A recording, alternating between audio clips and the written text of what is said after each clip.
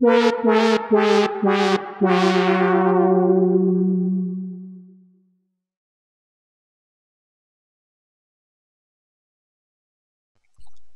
কি আনন্দ আকাশে বাতাসে। আজ বড় গান করছিস, কি ব্যাপার রে?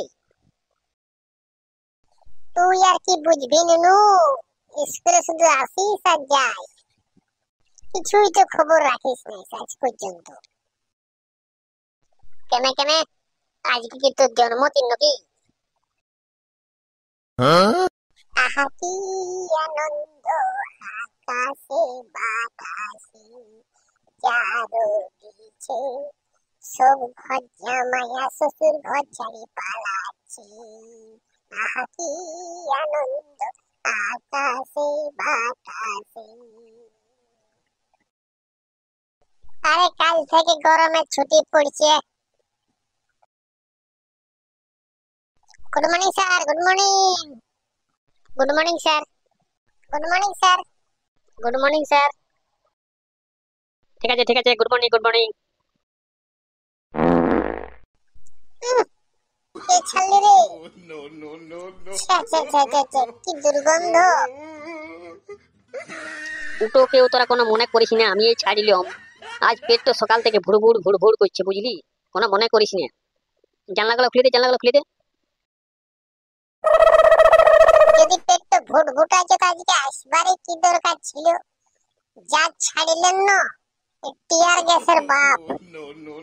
কোন আন্দোলনের সময় যদি এমনি ছাড়ে দেন না, তাহলে আর পুলিশকে টিয়ার গ্যাস ছাড়তে হবে না, এমনি লোক ছটপটায় ঘর পালাবে। তোরা সবাই চুপচাপ ক্লাসের মধ্যে বসে থাক, কেউ বদমাশি করিস না। আমি একটু ল্যাট্রিন থেকে ঘুরে আসছি। আমিও তাহলে এক টান বিড়ি মেরে আসি। পটলা যাবে কি এক টান মারতে? না না, আমি যাব না। আমি ক্লাসে ঢোকার আগেই দুটান মারিয়ে ঢুকেছি।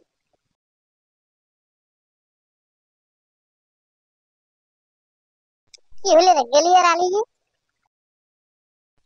শালা কালকের একটা পড়া বিড়ি ছিল, সেটাও কোন সালা মারিয়ে দিস। স্যার আসে নাই তো? স্যারে মনে হয় আমার পড়া বিড়ি নিয়ে ল্যাট্রিনে ঢুকেছে। কি আর বলিব, চাকরি করছি, একটু বিড়ি কিনে খাবারও পয়সা নাই। আমি কোন রকমে বাবার পকেট থেকে একটা বিড়ি মারিয়ে এনে রেখেছিলাম। কালকে দুটান মারিয়েছি আর রেখে দিয়েছিলাম বলে আজকে খাবো, সেটাও নিয়ে পালাইলো মাস্টার। শালা তোর পড়া বিড়িটা স্যার খেতে যাবে। তাহলে আমার পড়া বিড়িটা কে নিল? স্যার আলেন, ভুটভুটা নিতে গেল? হ্যাঁ, আপাতত ঠিকই আছি। আরে ভুল করে যেতে একটা পড়া বিড়ি ছিল, আপনি তো ওটা নিয়ে ল্যাট্রিনে ঢুকেছিলেন। কি সকাল থেকে আবল তাবল বকছিস পটলা? না আবল তাবল নয়, আমি বলতেছিলাম ওই ভুল করে যেতে একটা পড়া বিড়ি রাখা ছিল, বলি ওইটাকে নিয়ে আপনি ল্যাট্রিনের ভিতর ঢুকে গেলেন নাকি? আমি কি বিড়ি খাই? দাঁড়া, তোকে আজ বুঝাচ্ছি। বল, কালকে যে রচনাটা মুখস্থ করতে ঘরে দিয়েছিলাম, সেই রচনাটা বল। ওটার জন্য আপনার চিন্তা করতে হবে না, আমার জলের মতন মুখস্থ হয়ে গেছে। তাহলে বল। গ্রীষ্মকাল, এই রচনাটি লিখেছেন রবীন্দ্রনাথ ঠাকুর।